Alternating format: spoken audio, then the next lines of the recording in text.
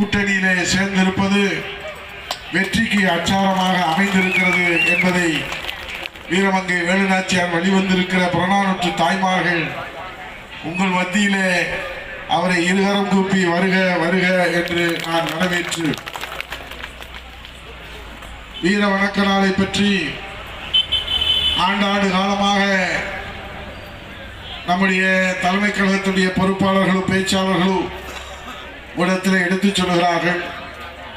நம்முடைய நெத்தியடி நாயகன் அவர்கள் எனக்கு முன்னாலே எழுச்சியோடு சொல்லியிருக்கிறார். மகேந்திர பாண்டியனுடைய இல்லத்தரசியும் யாரும் வரலாறை கேட்காமல் நீங்கள் சென்றுவிடக்கூடாது என்று அவர் சுற்றி சுற்றி வந்து கொண்டிருக்கிறார்கள். அதை உங்களிடத்தில் நான் நீண்ட நெறிய நேரம் எடுத்துக்கொள்வதில்லை. இங்கே எனக்கு முன்னாலே நெத்திடி நாயகன் சொன்னார், தமிழ் தமிழ் என்று பேசி தன் வீட்டை வளர்த்தவர்களுக்கு மத்தியிலே தமிழை வளர்த்த தமிழ் தாய் புரட்சி தலைவி தமிழகுலசாமி அம்மா அவருடைய வரலாற்றையும் மன்னாதி மன்னன் மக்கள் திலகம் பொன்மனத்தலைவன் புரட்சி தலைவருடைய வரலாற்றையும் அவர் சொன்ன சான்றுகளோடு நானும் வழிமொழிகிறேன்.